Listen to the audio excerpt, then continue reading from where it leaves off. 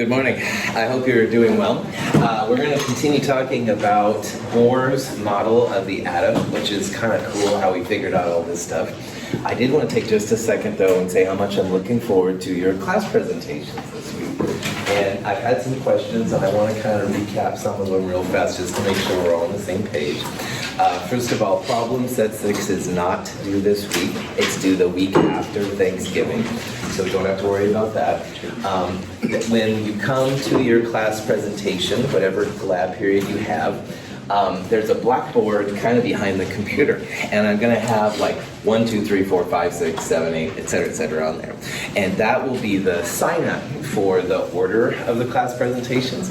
Now, some people I find really want to be first, and some people really want to be last, and some people don't care. So if you are the first or the last people, I do encourage you to get there earlier so you can sign up and stuff. We'll kind of follow that order through. But really, everybody will have a chance to present and stuff. It's no big deal. We don't have a lab afterwards, so it's just the class presentations. Any questions like that I can answer? Yeah. Yeah. So we need to make a PowerPoint, or we just? No, that's a good question too. You don't have to make a PowerPoint. You can make a PowerPoint, but it's not required you have to. So what a lot of people will do is, like, there is a computer in 2501, and they'll get their PowerPoint or Prezi or Google or whatever set. But a lot of people, Catherine, will just come up and talk, and you don't even have to use talk even if you don't want to. Just talk. Just talk. That's right. That's the important part. Yeah, if you just talk, you're still able to get full points. Yeah, oh yeah, totally, that's right, absolutely. So that's Rand's question is good. You can literally just talk and you'll still get full points, totally. The PowerPoint is something that's optional. I obviously like doing PowerPoint kind of things, but yeah, you need to find your own style, man. That's cool. All right. This is kind of the summation of the stuff we talked about on Friday. And let's kind of review here what all is going on. If you take a regular light bulb and you apply energy to it, light comes off. Cool. You can take specific elements and make like a light bulb out of it. You can have like a hydrogen light bulb, all right? And we're going to look at this in the lab after Thanksgiving, but a hydrogen bulb has kind of a cool red, kind of purple glow to it. It's pretty groovy. But anyway, what scientists did is they took that groovy light, sounding like Shaggy from Scooby-Doo. Prop that back on. You take that light and you put it through a prism, all right? And the prism separates out the lines. So these are the 4 visible lines that we're going to focus on a lot in lab. And Balmer was one of the first people that figured out how all this stuff works, but nobody really knew where these sharp line spectra were. These are like the fingerprints, and every element has its own set of lines. But nobody knew where they came from. So Bohr figured out this model, which was really ingenious. And you can see here there's like 1, 2, 3, 4, 5, etc. Under the 1, you can think that's where the nucleus is. And then these 1, 2, 3s, these are like little rungs of a ladder where the electron can hang out. So if this was a regular ladder, then the protons and the neutrons would be down here in the nucleus. And the electron, if you will, is like jumping. As it goes up in N, so like from 1 to 2, 1 to 3, whatever, those kind of processes are called absorption processes. They're endothermic. It takes energy to make them go. All right, and that's kind of similar to if you were on a ladder. If you were on the first step and you wanted to go to the second step, it's not going to just happen by itself. You got to have a little energy. So endothermic, going from lower end to higher end. But what happens after a while is you want to come back down to the lower level, all right? And electrons do too. So they'll go from a higher level down to a lower level. And those lines are called emission lines. They're exothermic. And these lines that you see, and you will see in the lab the week after Thanksgiving, those are called emission lines. So emission lines are fun because you can see them, all right? They're not the absorbance lines you can quote-unquote see, but you need some special apparatus. So these lines then are transitions from higher end to lower end. So you can see like this red one right here has a 3 to 2 line associated with it. And this is a wavelength right here. This is actually the wavelength of the light that's observed.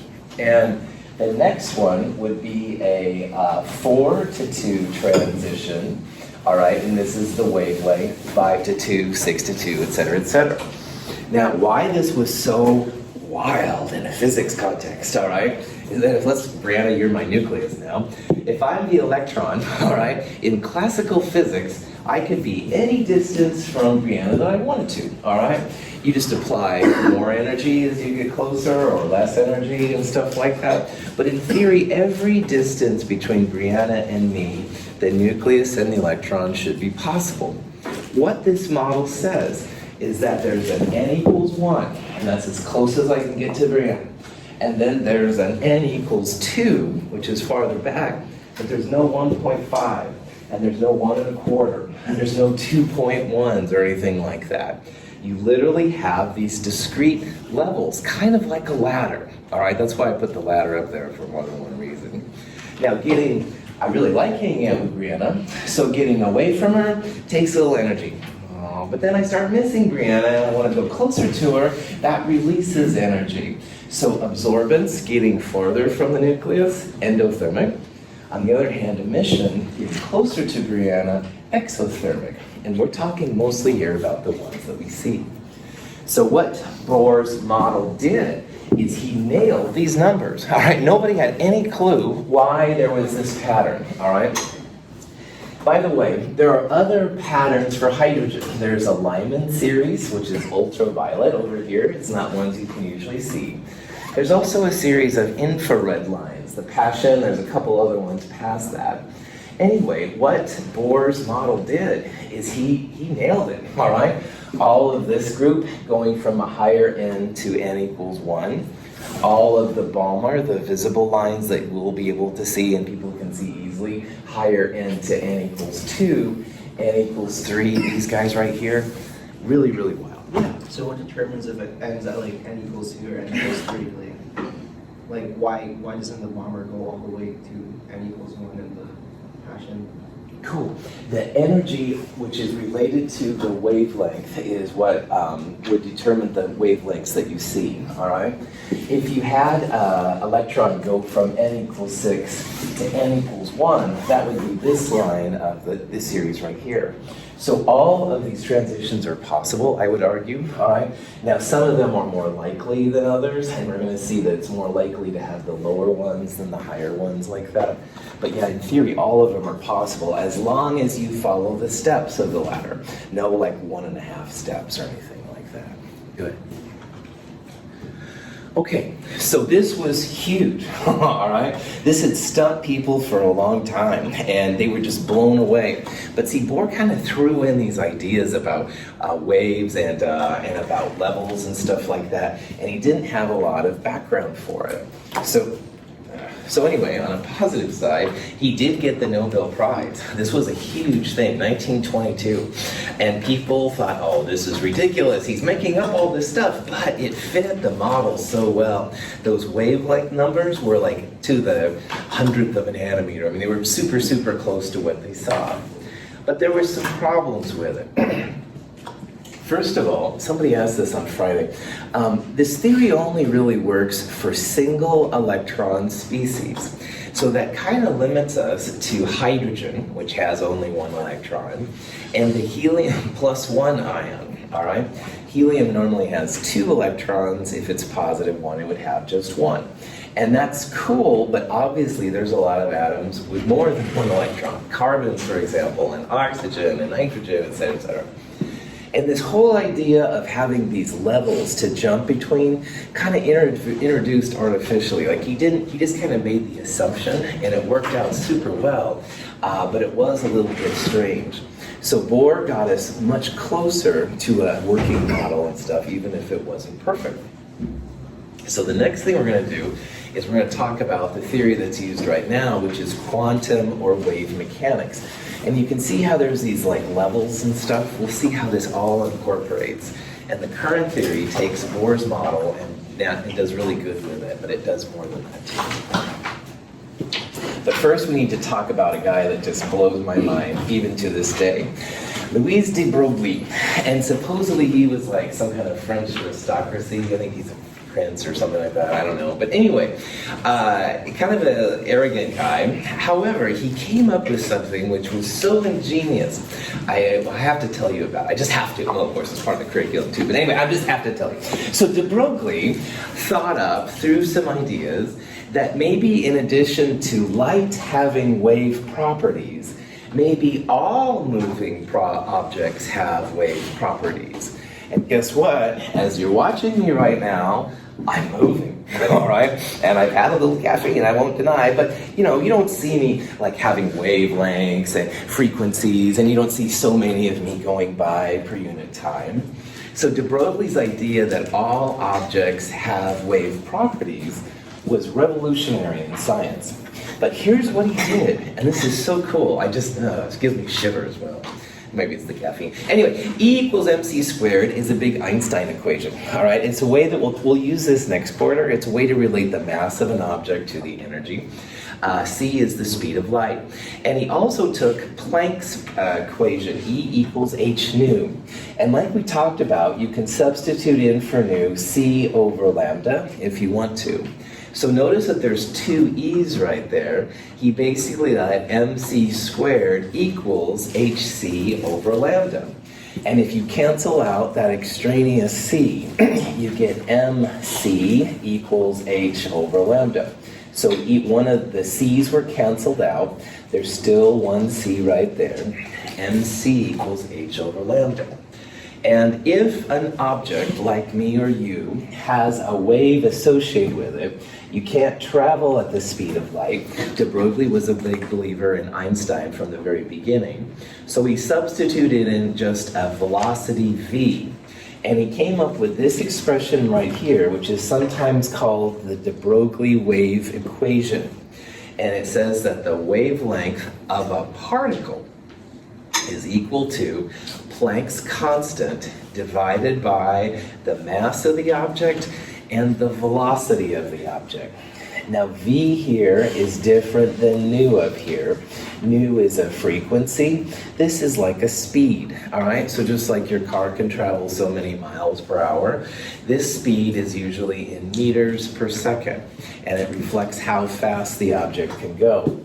But why this is wild once again is that objects with mass and speed, we don't usually think about them as having a wavelength associated with them. So de Broglie kind of shook the foundations here of science as well by suggesting it, and we'll see there's some really interesting properties that pop out. Yeah, I'm just confirming, but h is Planck's number, right? Not like... H is Planck's constant, that's right.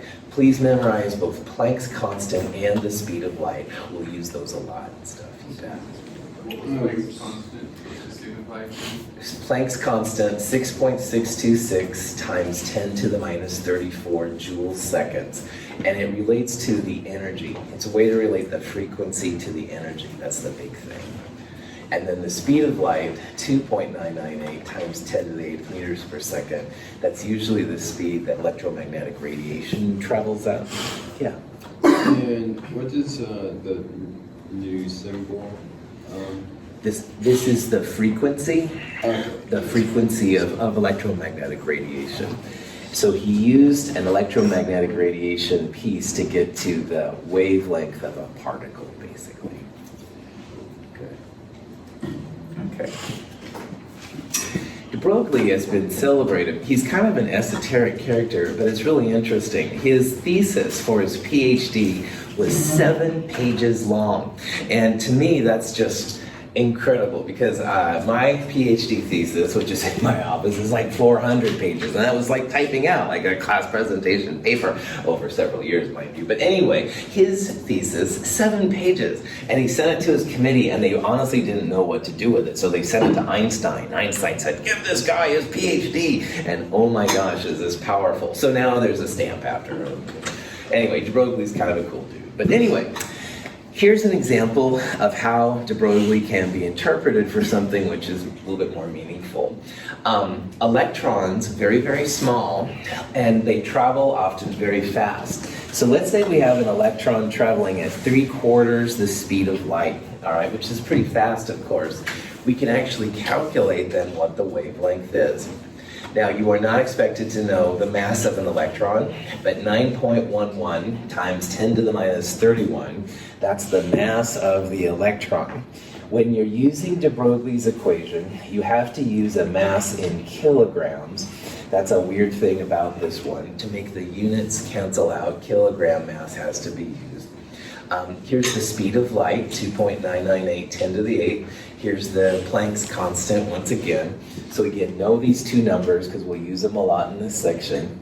And if you're traveling at 75%, that would be like 0.75 times the speed of light. So that number is thrown onto the end there just to reflect it. And when you put this in your calculator, you get 3.23 times 10 to the minus 12 meters. Now remembering, this is the meter, all right? And 1/10 of it would be, a centimeter, and 1/10 of that would be a millimeter, and you keep on going down, 10 to the minus 12, pretty small. However, that is something that is measurable, and they actually were able, just in the 50s and 60s, to observe electrons having wave properties, and I'll talk about that in a second. Now, some of you in here are into units, which is totally cool, and I encourage it. A joule is what they call a derived unit, and what that means is that the joule is made up of other units. In physics, a Newton is also a type of a unit which is comprised of other units. This is nothing you have to worry about, but if you're worried about the mass, a joule is a kilogram meters squared per second squared. So again, that's why we're using the kilogram there to make the values cancel out. If this is whack, whack, whack, whack, and peanuts, don't worry about it, okay? But the punchline here is that when you're using de Broglie, just make sure that your mass term is in kilograms. Okay. Electrons have wave properties. If we shoot a beam of electrons through thin metal foil, the atoms of the foil cause the waves to interfere with each other. The interference, or diffraction pattern, can be recorded on photographic film as a series of concentric circles. Knowing that particles could behave like waves, people started to do relationships with electrons. And they have this device, it's like an electron gun. It's like a thing that shoots out electrons. And they shot it at 2 pieces of foil. Now, if this was a particle, and this was a regular gun, all right, you'd expect the particle to go, through and probably through the other one, but it would be like a straight kind of a thing. And what they found is that the first one's no problem, but in the second one then, you have these little kind of concentric circles. And that's kind of like what happens when you take a rock and you put it in water, and the waves kind of go out from the rock. This is the wave kind of pattern. It's electrons behaving like waves. And that is just like, whoa, right? Because if I'm looking at you, you don't look like you have wavelengths and frequencies and stuff like that. But when you get down to this level of electrons and stuff, it's totally possible. Now, if you want to try to figure out the de Broglie wavelength for a baseball, all right, and a baseball about this mass at 100 miles per hour, if you turn this into meters per second and this into kilograms, you'll get a wavelength 10 to the minus 32 centimeters. And that's something that can't be measured by today's technology. I don't know what the limit of technology is for doing this, but I know that's way under it. So normal objects, all right, you can't measure their wavelength. So that's why we're not used to experiencing like masses and stuff or of us and stuff having wavelengths. But if you start getting down to the level of electrons, that's when you do start seeing it, all right? With this velocity, if you do the same kind of calculation we did before, you get a 0.388 nanometer wavelength, and that's definitely something that can be measured.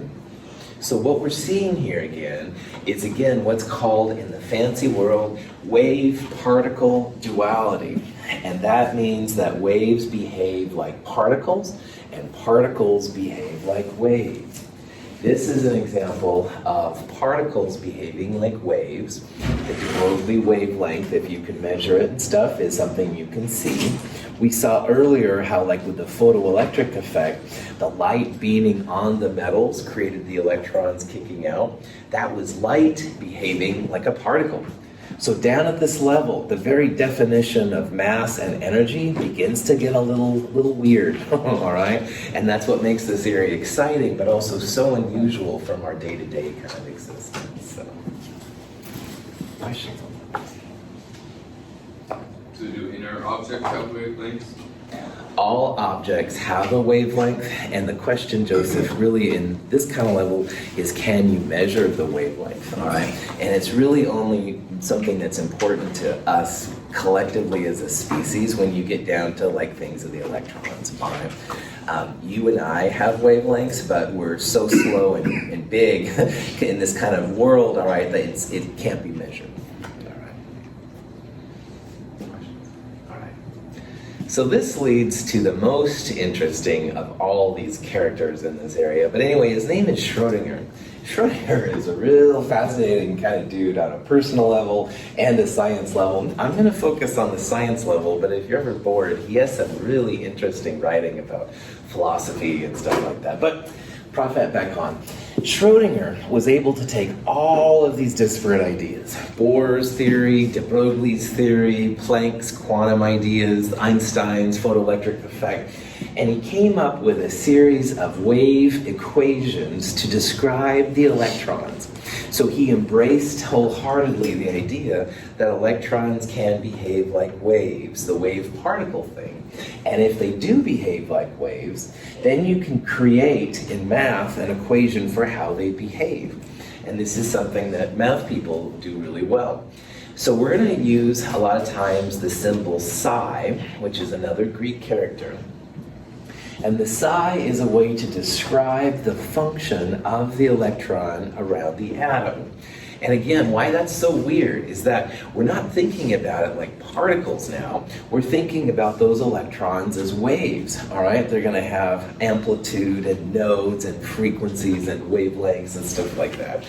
And using these wave functions, we'll get a lot of really interesting kind of stuff out of it.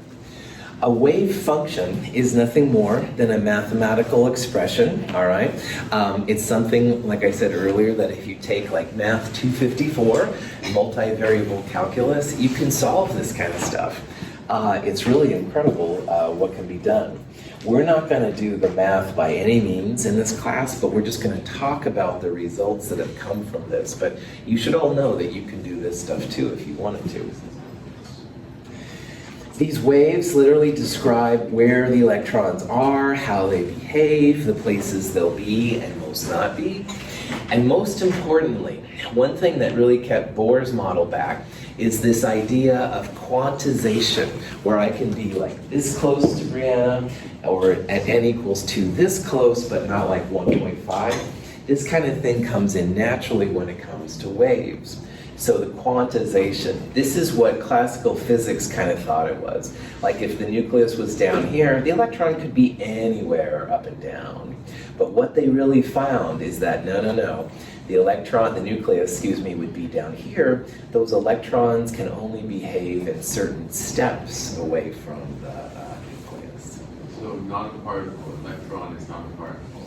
Electron is both a particle and a wave for this discussion. It's exhibiting the wave-particle duality. So it has mass, all right? We can collect them, we can count them, which would be more like an object. But in this world, they behave like waves. So you're seeing something, Joseph, that is totally alien to our existence, all right? There's nothing that I can think of in our, macroscopic world that has both wave properties and particle properties. This is truly a place now where quantum is quite different from our day-to-day existence. Good question. What you can do with a wave function, all right, is you can apply a type of an operator to it. And this is just, again, fun with math. But these are just examples of some of the things you can do. And some of these things probably look maybe familiar to you if you've seen math, but again, if you haven't, they just look impressive and you can show your parents and go, yeah, or your significant others or whoever. But anyway, you don't have to worry about that. But what's going to come out of all this stuff is we're going to see a bunch of these different psis, a bunch of these different wave functions. And every one of them is going to correspond to an orbital. And an orbital is like a region of space around the atom where the electron is most of the time. So you can think about it like the wave like focuses on certain three-dimensional space around the nucleus, and we can use that then to find the energy and stuff like that from there. And the problem is that the psi values, these wave functions, don't tell you exactly where the electron's going to be. And this is another kind of strange thing. So in a classical physics world, Brianna is my nucleus and I'm the electron. In theory, you should be able to tell every moment where I, the electron, is. Like right now I'm close to her, right now I'm away from her, all right? But you should be able to tell. But we're going to see that in this world, which is weird, like Joseph totally brought up, you've got the weird waves and particles kind of overlapping with each other. You don't know the exact location. And we'll talk about why that is here in a little bit. One thing, though, that you can do in math is that if you square the wave function, you find the probability of where the electron is most of the time. So let's say that you really wanted to know where I was in lecture, all right? More than 90% of the time, I'm probably in this little tiny square like I'm standing around, all right? So most of the time, I'm here. So the psi squared value, which is again something you can do in math, would say that more than 90% of the time, I'm over here. But what if I wanted to go over here? Hey, Melanie, what's going on? How was your weekend? Good. You guys don't have to say anything. What if I was over here? This is what electrons do. They don't always fall in this 90% probability psi star box. So you have to realize that on these models, sometimes the electron won't be in there. If you've heard of quantum tunneling, this is where quantum tunneling pops in, because the electron is not always where it's supposed to be. But we'll talk about that more in a different lecture. Okay. The last big player of this section, his name is Heisenberg, all right? And Heisenberg had an alternative version to Schrodinger's quantum mechanics, which haven't been embraced as much as Schrodinger's version. But the one thing that he did figure out is why we can't know the position of the electron all the time. In Heisenberg's uncertainty principle, you kind of have to make a choice. You have to make a choice between either the position, which is like the delta x right there, that's showing an uncertainty in a position, or the uncertainty in the momentum. M times V is momentum, and momentum's related to energy. So what that means is that if you're going to do fancy quantum mechanics and stuff, you've got Math 254 under your belt, you run into a problem. Because you either are going to know the position of the electron really, really well, or you're going to know the energy of the electron really, really well, but you won't know both. So in the chemistry world, we want to know those energies as accurately as we can. Most of chemistry is about the transferring of electrons from A to B or something like that. And knowing their energies will allow us to calculate how exothermic and how endothermic it is. But we don't know the position. So imagine again that I'm the electron, I'm in my 90% box, all right? What we're gonna know is you're gonna know my energy exactly, like how much caffeine I've had, if I'm sleeping, if I'm like bouncing off the walls, got that down. But you don't really know where I am. Like maybe I'm over here in the box, or maybe I'm right here in the box, or maybe I'm over here. You have to make in chemistry the assumption that the electron will be in a certain space more than 90% of the time. We cannot know the position and the energy at the same time with high accuracy. So chemists make the thing to know the energy as exactly as we can, and there's going to be limitations as to where the electrons actually are. Prof at off. I'm hoping that your minds are a little blown right now, right? Because it's so alien compared to what we are. Like you see me right here, you know right where I am. You're looking at me, not over there or something like that, right? And you know my energy, like, okay, it's Monday, right? Not super high, but not there. Like you know it exactly, right? But in this world, you can't know both the energy and the position of the electron at the same time. You have to make a choice, all right? And the chemists make the choice for energy. That's like the currency of physical science. Pretty interesting. Yeah. Can you explain that equation? This is H is Planck's constant, and 4 divided by pi is just a constant. This is a really, really small number. And the uncertainty, which is what those delta things are, is always going to be greater than that. So this is a really, really, really small number over here, and your uncertainty will be greater. So you have to make a choice. Like you either know the position, that delta x, or m delta v is like energy, okay? And you have to make a choice between one of them because this is so small, yeah. There's a lot more to Heisenberg's uncertainty principle. There's also a really interesting one with time, and that's a whole nother thing, and I love talking about Star Trek, but not now, Russell, not now. So just realize that in this explanation, yeah, that's why you have to make a choice. Do we do more orbitals in your chem classes or chem? Totally. We'll do a lot more with orbitals here in a little bit. What we're doing right now is you're really seeing the bare bones bottom as to where they're coming from, all right? It's all about math. You get these things out. We have to make a choice, energy or position. The chemists pick the energy, okay? But there's going to be weirdness in position. We'll see now from here where we're coming back into 1s2, 2s2. That's a good question too, Prof. Adolf. If you've been in chemistry before and you know like 1s2, 2s2, 2p6 kind of stuff, this is the origin of those terms, all right? And that's what we're gonna start building up to now. You're just seeing here how it comes down to this funky calculus, you gotta make some choices and stuff, but oh man, is it powerful, so prop that back on. Heisenberg is an interesting person as well. He was on the German Nazi side in World War II. Some people paint him as being the person of reason. He was working on Germany's nuclear bomb. Everybody claims he was kind of keeping them from developing the bomb. I don't know. I think he's a little weird, but I do. The uncertainty principle is really cool. At times in the past, I called him a Nazi and stuff, but I don't know. But anyway, he's another character. This picture, I think, Anyway, prop that back on. All these people are interesting unto themselves, as you can probably hear. So, all right. A familiar depiction of the atom shows electrons orbiting the nucleus like planets around the sun. This model is neither accurate nor useful. We no longer think of electrons as orbiting the nucleus, and we cannot predict their location with accuracy.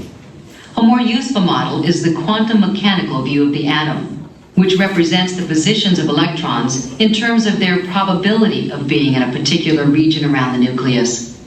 If we could show all positions for an electron with a specific quantized energy, the resulting picture would look something like a cloud. So a lot of you in your class presentations might use pictures of your atoms with like a nucleus in the middle, and then there'll be basically concentric circles going around with the electrons, and that's a cool model to learn, but really it's not accurate at all right? Because electrons don't circle like planets around the sun. They have places of higher probability, all right? Just like I said, how I would be in this little square most of the time, that's what the electron would do, but in that square, I'd be all over the place. So really, a better way to draw an atom, which is like impossible unless you have superior Photoshop skills to me, that's for sure, is you draw something like this, where there's these little tiny, like little blue dots running around, and those are the positions of electrons at different points in time. All right, so the model of the atom has gone through a lot of iterations in just about 100 years. It started as like the weird plum pudding thing and stuff like that, but that was messed up. And then it went into more the traditional like Bohr model, where there was more like discrete kind of sections around there. And now that we're in quantum level and stuff, you can really see how this would be a better thing. Nobody draws it this way. That's a hard thing to draw. They will draw it with concentric circles like planets around the sun, and that's okay, all right? But do realize that that's not really a very accurate way of talking about the atoms. Madison, did you? Yeah, we can't even know the location of the electrons even if the atoms are, two atoms are bonded together. Correct. Now let's also make the distinction here. We're talking only about individual atoms, not atoms coming together to make bonds. And in Chem 222, in the very beginning, we're going to look at molecular orbital theory, which is like this version, but for molecules, okay? But you're right. I mean, we can make predictions as to where the electrons will be a lot of the times, maybe 90% of the time, but you don't always know exactly where they are, which is kind of weird, man. Good. Classical physics loves, well, let me break that down. Classical physics has an easy explanation for how atoms would work. All right, you got the planets of the sun, but remember the difference between planets and the sun versus electrons. Planets don't have a negative charge, and the sun doesn't have a positive charge. In the atom, that's what you have. You have negative electrons running around positive. It creates friction. Friction has to be accounted for, so the atoms would be destroyed. But with this kind of wave thing, it works out really, really well.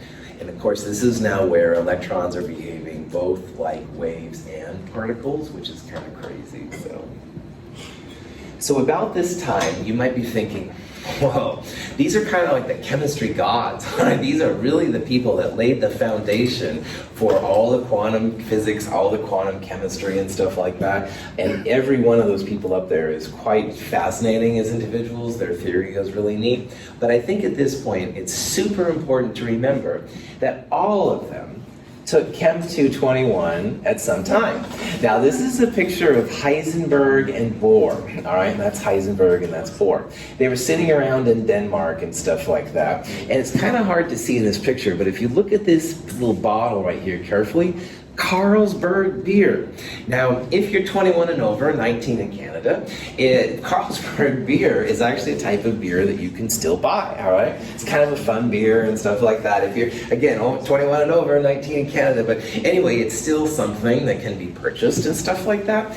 All these people took Chem 221, just like you're taking it now, all right? And they didn't develop this overnight. This was decades of research and collaboration and arguments and discussions and public lectures and stuff like that, but they created it too. And I think all of you should remember, I've got some really smart people in this class, really, really cool. So never argue for your limitations because they become yours if you do. Try to remember that these guys all took their equivalent of Chem 221 at one time. They got through it, moved on to the next term.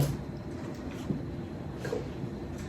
So what we're going to do now is kind of break away from the theory and start seeing how quantum mechanics can really be used in a practical world. And up to this point now, the things have been getting kind of wild, kind of crazy, blowing brains and stuff like that. What we're going to do now is start to come out of that world and back into the world of more practical kind of things. Like how can we use quantum mechanics to describe the energies of electrons around atoms?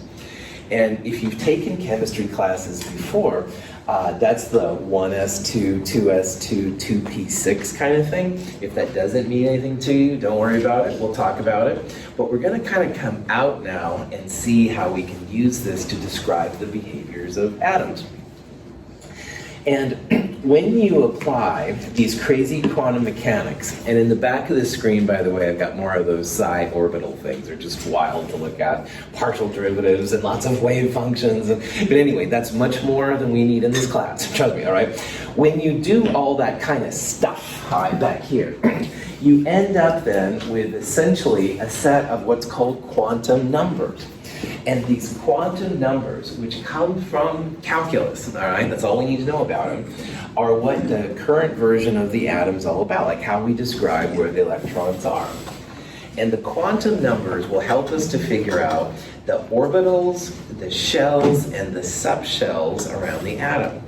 And along the way, we'll see why the periodic table looks as it does today. So there's a lot of really neat kind of things. These little pictures right here have like little tiny areas under the graph, and those are the 90% probability of finding electrons in these orbitals.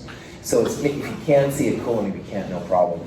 Like there's a pretty good probability the electron will be here or here. These are the kind of things that scientists have to deal with. Notice that the electron is most likely out here, not so much here. So those are the kind of results that you get from quantum mechanics, and from that we'll get the kind of stuff that we can use in our class. So again, don't worry about the math, we're just gonna make it look cool. So they can isolate electrons, like this isn't just any electron in the shell, they can isolate a single electron and see its probability. Yeah, that's right, exactly. You can get down to the individual electron probabilities using these rules, that's right. We're gonna get so good, Zeke, that if we wanted to look at just one electron in lithium and not the other two lithiums add electrons, we could actually do it using these rules, which is kind of cool, so good. Remember too that we make a choice about energy versus position. We're more after the energy here, so we'll be good at extracting electrons and putting them in. We won't always know like where exactly they're positioned and stuff, so darn you, Heisenberg. So quantum mechanics, all right, gives us a series of numbers, and these numbers correspond to orbitals, subshells, and shells. And orbitals are like the smallest place that electrons will be. You can think about that as where it's going to be 90% of the time. And then orbitals are placed in larger subshells, and subshells are placed in larger shells. And an analogy I've used sometimes here that works, orbitals are kind of like rooms in a house. And you can have different types of houses or subshells. Some houses are very minimal. They'll have just like one room. Some houses will have 3 rooms or 5 rooms. They're fancier.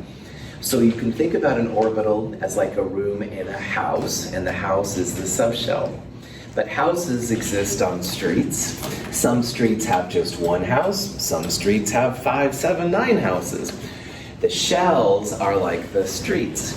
So we're going to use this idea that shells are like streets, subshells are like houses on the streets, and orbitals are rooms in the houses on the streets. If that makes as much sense as watching paint dry, then hold on, I'll try and give a better explanation here in a little bit.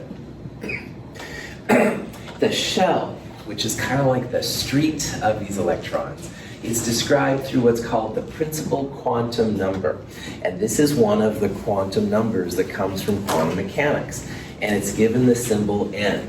And this is analogous to what Bohr saw in his model, where we talked about how there's like n equals 1, n equals 2. Like I can be this close to variable n equals 1, or n equals 2, I can be this far, but I can't be like 1.5.